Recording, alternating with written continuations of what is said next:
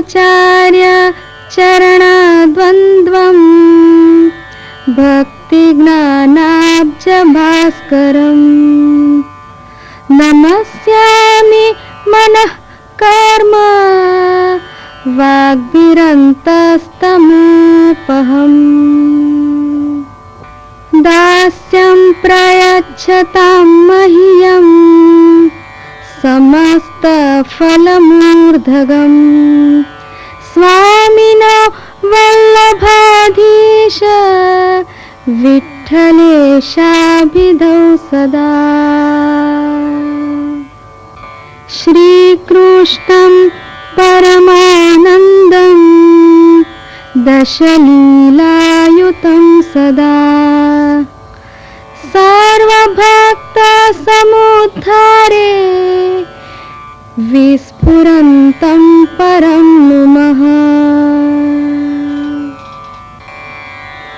श्रीमद्भागवतं नौमि यस्यैकस्य प्रसादतः अज्ञातानपि जानाति सर्वः सर्वागमानिह।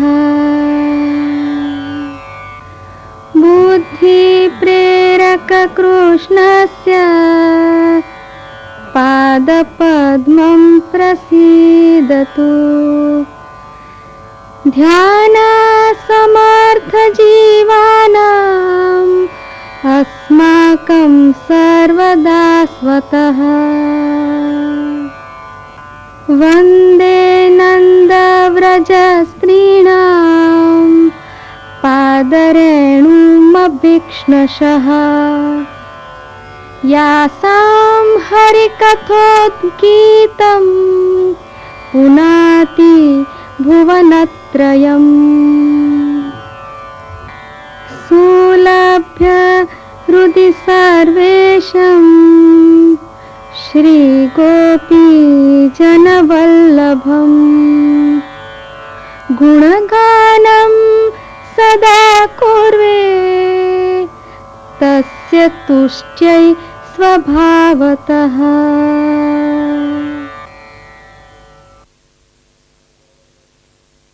श्री गोवर्धन नाथ की, श्री आचार्य जी, श्री महाप्रभु जी की जय। श्री गोसाई जी परम दयाल की जय। श्याम सुंदर श्री यमुने महारानी जी की, श्री बाल कृष्ण लाल की।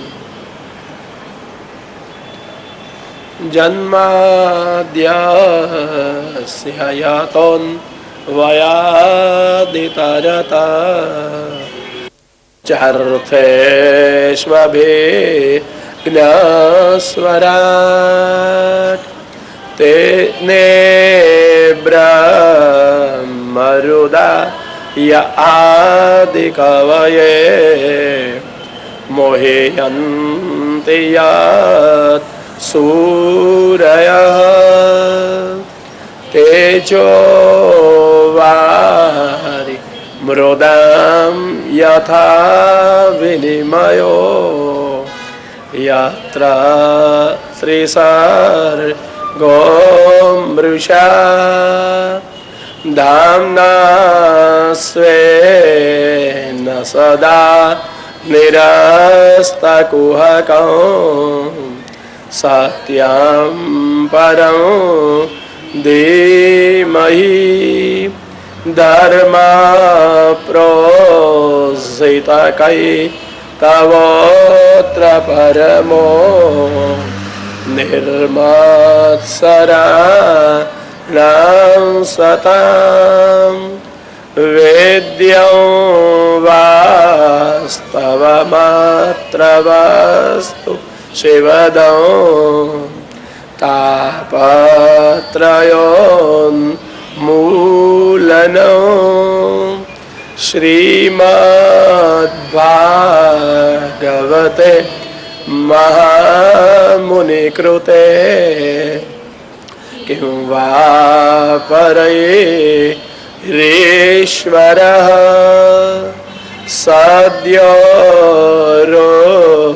દ્યવરુધ્યતે પ્રકૃતિભિ શોશ્રો શોભે સ્તત્ક્ષણાત નિગમ કલ્પતરોર્ગલિતં ફલમ શુકમુખાદમૃતદ્રવ સંયુતમ પિબત ભાગવતમ રસમાલયમ મુહુરહો રસિકા ભુવિ ભાવુકા.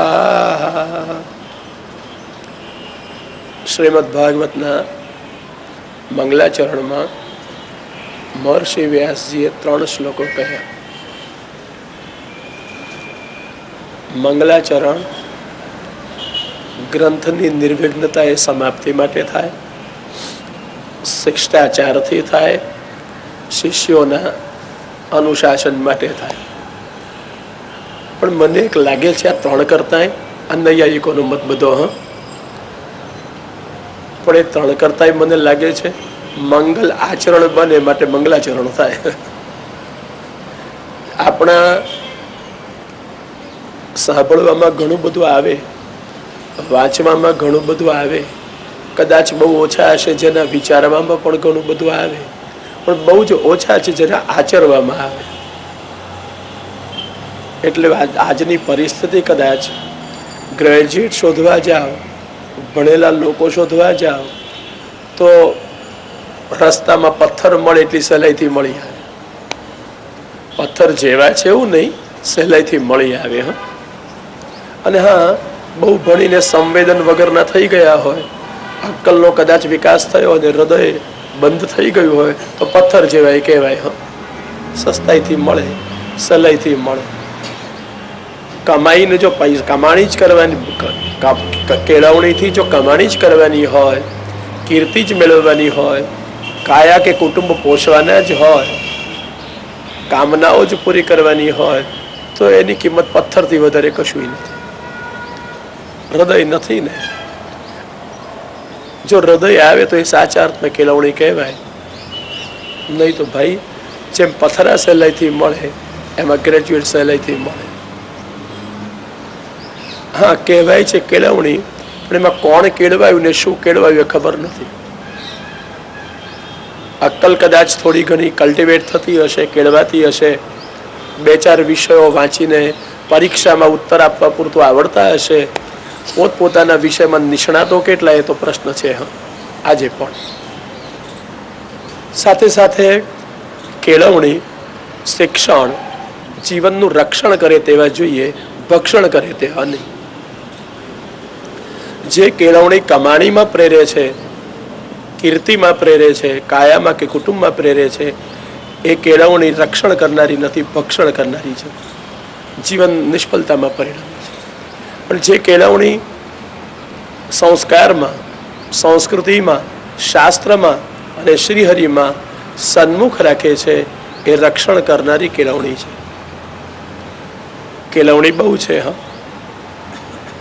પણ એમાં પેલા અંગ્રેજોની મેળવણી છે ને, એટલે ભારતીય સમાજની, ભારતીય શાસ્ત્રોની, ભારતીય સંસ્કૃતિની જે એક સ્વાભાવિક સ્નેહલતા, સ્વાભાવિક સરળતા એ આજના વ્યવહારમાંથી ખોવાઈ ગઈ. જરૂરી છે ફરીથી કેળવણી એવી મળે કે જે કેળવાયેલું હૃદય હોય. જેમ રોટલી કેળવો છો ને, લોટ કેળવો છો ને, એમ હૃદય કેળવાયેલું હોય, કોઈની સાથે પ્રેમ કરી શકતું હોય, પ્રભુ પ્રત્યેના પ્રેમને કારણે સૌના પ્રત્યે એમાં સહજ સ્નેહ રહેતો હોય, કેળવાયેલો હોય. સહજ સ્નેહ ન મળ્યો હોય તો કેળવી શકાય સમજીને સર્વ ભગવદ રૂપ છે, આ બ્રહ્મવાદ છે. ભગવાન સઘળું છે તો સૌના પ્રત્યે ભાઈ સદભાવ તો રાખી શકીએ. હા, અને સદભાવ રાખવો એ કેળવવાની વસ્તુ છે. આ સદભાવ કેળવે નામ કેળવણી, સ્વાર્થ કેળવે એ નામ કેળવણી નહીં. આજની કેળવણી હું સમજુ ત્યાં સુધી માત્ર કારકુનો ઉત્પન્ન કરવાની શરૂ કરવામાં આવેલી, આજે પણ કમાણી માટેની કેળવણી પ્રાય રહી ગઈ. અને એટલા માટે જીવન વન જેવું વિકટ લાગવા માંડ્યું, સંકટ એમાં દેખાવા માંડ્યા. નિકટમાં પ્રભુ હોવા છતાં પણ પ્રગટ અનુભવાતા નથી. કેળવણી તો એ છે કે જે નિકટમાં રહેલા પ્રભુને પ્રગટ કરી દે, અને આ કેળવણી એનું નામ શ્રીમદ ભાગવત. બાકી તો કેળવણી કૃષ્ણ માટે હોય, કેળવણી કલ્યાણ માટે હોય. આજે કલ્યાણ માટેની કેળવણી, કૃષ્ણ માટેની કેળવણી કદાચ સ્વપ્ન છે. હા, પ્રભુને પ્રાર્થીએ કે સ્વપ્ન સાકાર થાય, પણ સહેલું તો નથી. હા, સ્કૂલ કોલેજમાં છોકરાઓ ભણાવો છો શેને માટે? કૃષ્ણ માટે કે કલ્યાણ માટે કે કમાણી માટે? તો છોકરા ભણે છે કમાણીના ઉદ્દેશથી, આપણે ભણાવીએ છીએ કમાણીના ઉદ્દેશથી, અને કદાચ ભણાવનારા પણ ભણાવે છે, શિક્ષક વર્ગ પણ, ગુરુજનો પણ કમાણીના ઉદ્દેશથી. આમાં ઉદ્દેશ કલ્યાણનો છે. ભારતીય કેળવણી એ છે કે જે કલ્યાણ માટે છે. સા વિદ્યા તન મતિર્યયા. ભાગવતકાર તો એથી આગળ છે, ચોથા સ્કંદના 31મા અધ્યાયમાં. સા વિદ્યા તન મતિર્યયા. સા વિદ્યા વિમુક્ત, એ તો મર્યાદા શાસ્ત્રો કહેતા હશે. ભાગવતકારને કેવું છે સા વિદ્યા તન મતિર્યયા. વિદ્યા એ છે જેથી તમારી બુદ્ધિ ભગવાનમાં લાગી જાય. વિદ્યા એ છે જેથી ભગવાન સમજી શકાય. વિદ્યા એ છે જેનાથી ભગવાન સાથે સ્નેહ કરી શકાય. બહુ સાદા શબ્દોમાં કહું, વિદ્યા એ છે જેનાથી ભગવાનને જાણી શકાય, અને એટલું જ નહીં, ભગવાનને માણી શકાય. એનું નામ વિદ્યા, બાકીની બધી અવિદ્યા. અને ભાગવતમાં જો મંગલાચરણ છે તો આ ભગવાનને જાણી અને માણી શકાય એવું મંગલ આચરણ બને માટે આ મંગલાચરણ છે, એમ મને લાગે છે. ભાગવતના મંગલાચરણમાં માત્ર પેલી નૈયાયિકોની શિષ્ટાચાર પરંપરા નથી. મારી સમજ પ્રમાણે શ્રીમદ ભાગવતમાં મંગલ સંદેશ છે, જીવન સંદેશ છે. અને સંદેહ વગરનો એ સંદેશ જો જીવનમાં વણાઈ જાય તો સ્વાભાવિક રીતે આચરણ બધા મંગલ બની જાય. અને એ મંગલ આચરણ જેનાથી બને એનું નામ મંગલાચરણ. ભાગવતનું આ મંગલાચરણ 3 શ્લોકોનું છે. પહેલી નજરે જુઓ તો 3 શ્લોકોનો પરસ્પરમાં કોઈ સંબંધ નથી. કેવા લાગશે 3 શ્લોક બતાવો. કેરીનો ગોટલો, આંબાનું ઝાડ અને ઉપરથી મળેલી કેરી, 3નો સંબંધ શું? ગોટલાનો આકાર કેવો, આંબાનો કેવો અને કેરીનો કેવો? 3 બાહ્ય સ્વરૂપમાં જોશો, સંબંધ કશો સમજાશે નહીં, દેખાશે નહીં. આ અક્કલથી વિચારવો પડે કે આંબો એના મૂળમાં તો પેલો ગોટલો હતો, એનો વિકાસ થતો ગયો એટલે એ વૃક્ષ બની ગયું, આંબો થઈ ગયો. અને એ આંબો પણ સફળ ત્યારે થયો જ્યારે ફળવાળો બન્યો, કેરી ઉપર આવી. એટલે 3 સંબંધ થયા ને, બીજ, વૃક્ષ અને ફળ. બહારથી એનો કશો સંબંધ ના દેખાય, આંતર સંબંધ હોય. બહારથી ભિન્નતા દેખાય, અંદરથી એકરૂપતા હોય.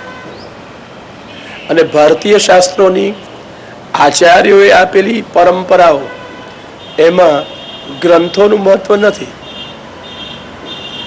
શેનું મહત્વ છે? ગ્રંથોમાં રહેલા વિષયોની એક વાક્યતા. હમણાં કોઈ મને કહેતા હતા ભારતીય ધર્મમાં પ્રસ્થાન ત્રયી છે. વેદ, ગીતા અને બ્રહ્મસૂત્ર પ્રસ્થાન ત્રયી કહેવાય. એ ત્રયી તો છે, 3ને જુદા પાડીને સમજશો તો કશું મહત્વ નથી, પણ એ પ્રસ્થાન ત્રયની એક વાક્યતા તમે કરી શકો એનું મહત્વ છે. કે 3નું પ્રતિપાદ્ય એક જ છે, 3નો વિષય એક જ છે. એમાં વલ્લભાચાર્ય ચરણ 4થું પ્રમાણ આપે. વાસ્તવમાં પ્રમાણ છે, પછી બધા એને પ્રસ્થાન કયા છે કે કહેવાયા છે. પ્રમાણ સર જરા સમજાવી દઉં, પ્રમાણ કોને કહેવાય? શબ્દ તો બહુ સાંભળતા હોઈશું. પ્રમાણુકરણ એનું નામ પ્રમાણ. પ્રમા એટલે યથાર્થ જ્ઞાન, યથાર્થ જ્ઞાનનું સાધન, એનું નામ પ્રમાણ. જેનાથી સાચું સમજાય એ પ્રમાણ. પછી આપતા વાક્યો હોય તો એ પ્રમાણ. અને શાસ્ત્રના વેદ, ગીતા, બ્રહ્મસૂત્ર ને ભાગવત હોય તો પણ એ પ્રમાણ. હા, તમને બીજી એક વ્યાખ્યા કહી દઉં જોડે. અજ્ઞાત જ્ઞાતૃત્વમ પ્રમાણત્વમ ઔનૈયાયિક પદ્ધતિનું એક વ્યાખ્યાન છે. ન જાણતા હોય એ જણાવે સાચા અર્થમાં, એનું નામ પણ પ્રમાણ. આપણને યથાર્થ સમજ આપે એ આપણે માટે પ્રમાણ કહેવાય. પણ એ પ્રમાણ ત્રણેય પ્રમાણ રૂપે ગણાયેલા વેદ, ગીતા, બ્રહ્મસૂત્ર અને મહાપુરુષે સ્વીકારેલું ચોથું પ્રમાણ, મુખ્ય પ્રમાણ, એનું નામ ભાગવત. આ ચારેયમાં એકનું જ પ્રતિપાદન છે.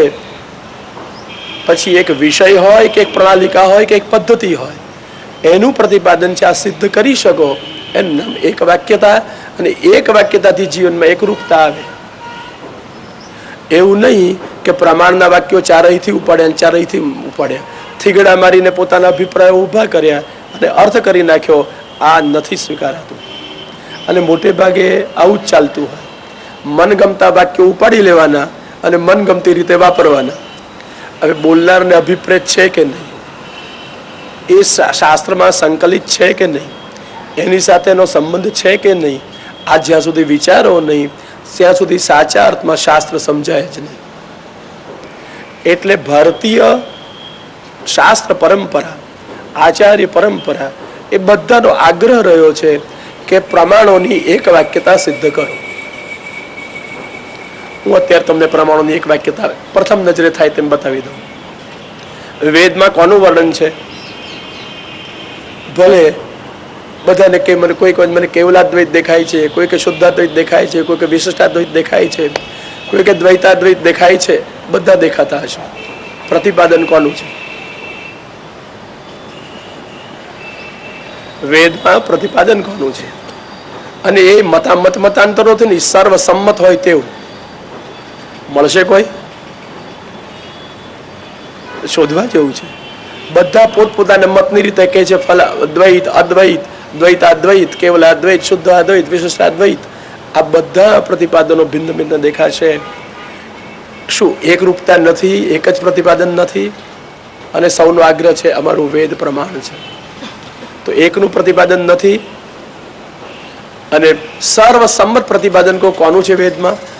ગીતાના 15મા અધ્યાયમાં પુરુષોત્તમ યોગમાં કૃષ્ણએ કહ્યું, વેદૈશ્ચ સર્વૈ રહમેવ વેદ્યઃ વેદાંત કૃદ વેદ વિદેવ ચાહમ સર્વસ્ય ચાહમ હૃદિ સન્નિવિષ્ટ. પછી મત્તા સ્મૃતિર જ્ઞાનમપોહનંચ. આ ગીતાકારને ભૂલી ગયા બધા.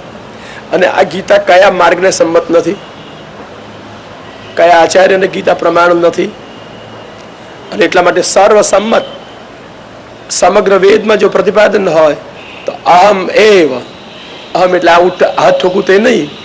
કૃષ્ણ બોલનાર, કૃષ્ણ કહે છે અહમ એવ વેદૈ સર્વૈ અહમ એવ વેદ્ય. બધા વેદોથી હું જ વેદ્ય છું. એવકાર અયોગ વ્યવચ્છેદક નથી, અન્ય યોગ વ્યવચ્છેદક છે. કૃષ્ણનું જ પ્રતિપાદન છે, બીજા કોઈનું નહીં. લો, કોઈ આચાર્ય વિરોધ કર્યો છે કે ના કૃષ્ણનું પ્રતિપાદન નથી?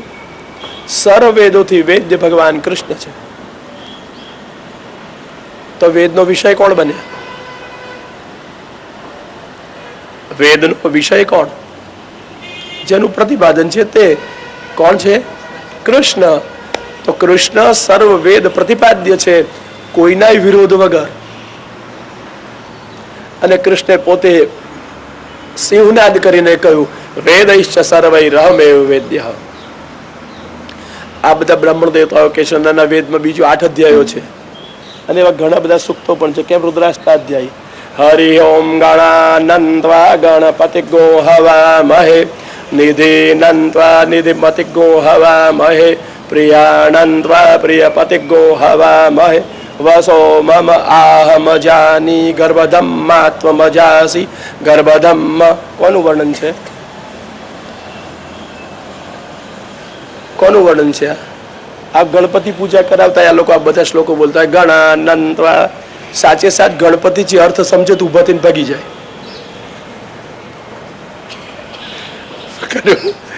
આ શ્લોક વેદ પ્રક્રિયાઓમાં અશ્વમેધ યજ્ઞમાં અશ્વના આલભનમાં વપરાય છે, પણ કર્મકાંડમાં અક્ષર સામ્યથી પદાર્થ સામ્ય સ્વીકારાય છે. એટલે ગણાનંત્વા ગણપતિ ગો, તો ગણપતિ આવ્યા ને, પણ ત્યાં અશ્વને ગણનો પતિ કયો છે. અહીંયા તમે ગણપતિને ગણના પતિ કહો છો. એમનો ગણ કોઈ પૂછવા ના જશો. ગણપતિનો ગણ, શંકરના ગણની ખબર હોય, ગણપતિના ગણમાં કોણ આવે? વિઘ્ન ગણ, એના એ પતિ છે કે સત્કાર્યોના પતિ, ગણના પતિ છે? તો ગણપતિમાં કોનો ગણ એના એ પતિ છે? ગણપતિના પાર્ષદોમાં કોણ આવે? ખબર નથી. આ બધી આ સ્થિતિ છે, પણ એમને કહેવાય ગણપતિ. તો હા, વિઘ્નેશ્વરાય તમારો પૌરાણિક શ્લોક છે ને, તો વિઘ્નના ઈશ્વર કયા ને, તો વિઘ્નનો ગણ એના પતિ, એ નામ ગણપતિ. અને પેલો આલભનનો અશ્વ, એ બધા અશ્વનો ગણ એનો પતિ. પછી એમાં રુદ્રા અભિષેક શરૂ થાય ને અષ્ટાધ્યાયમાં, પાછા અથર્વશીર્ષમાં તમે પ્રત્યક્ષ બ્રહ્માસી, આ ગણપતિને ઉદ્દેશ્ય બધું કહેલું હોય. તો ખરેખર આ વેદમાં કોનું વર્ણન છે? દેવી સૂક્ત પણ છે, શ્રી સૂક્ત પણ છે, રાત્રિ સૂક્ત પણ છે. તો આ બધા કોના વર્ણન છે? ઉપનિષદ કહે છે તમને અજ્ઞાનથી આ બધું ભેદ દેખાય છે, સમજો. બૃહદારણ્યકમાં કહે છે બ્રહ્મૈ તદ્ધિ સર્વાણી કર્માણી બિભરતી, બ્રહ્મૈ તદ્ધિ સર્વાણી નામાની બિભરતી, બ્રહ્મૈ તદ્ધિ સર્વાણી રૂપાણી બિભરતી.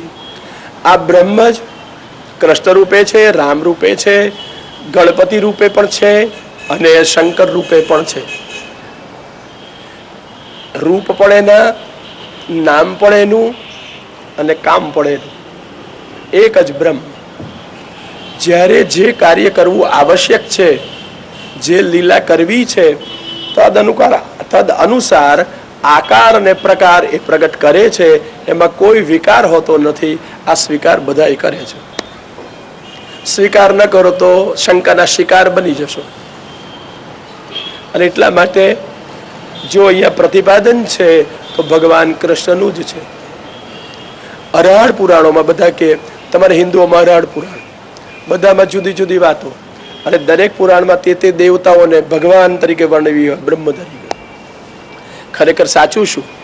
તો બધું જ સાચું. અમારે ત્યાં કશું જ ખોટું નથી. પહેલી વાત એક કહું, હિન્દુ શબ્દ ઠોકી બેસાડેલો છે. અહો બકીયમ સ્તનકાલકોટમ જીગાંસયાતા યયદપ્ય સાધ્વી લેવે ગતિંદા ત્રુચિતામ તતોન્યમ કામ વા દયાલમ શરણમ વ્રજેમ.